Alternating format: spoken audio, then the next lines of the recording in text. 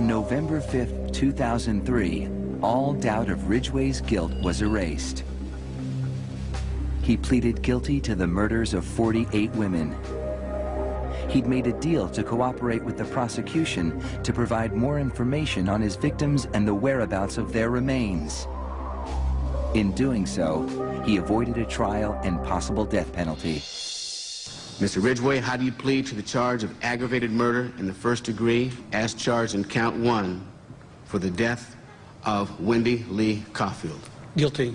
How do you plead to the charge of aggravated murder in the first degree as charged in count 2? Guilty. Guilty.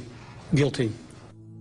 It's like he didn't have any remorse at all for what he had done.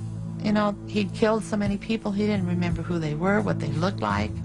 I just couldn't believe that somebody could kill all those people and not remember them.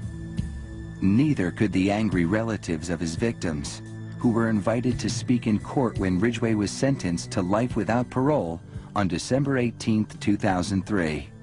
You had said your memory, when it comes to all of the women you took, was gone. Our memory is not. In your words, you said that they didn't mean anything to you, but she meant everything to us.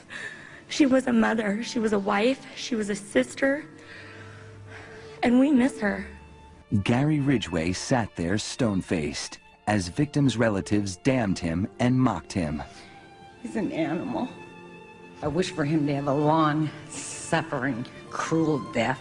He's gonna go to hell, and that's where he belongs. But then the emotionless facade finally cracked when the father of one of his victims appeared to surprise him with a dose of human kindness. Mr. Ridgway'i, there are people here that hate you. I'm not one of them. You've made it difficult to live up to what I believe, and that is what God says to do, and that's to forgive. You are forgiven, sir.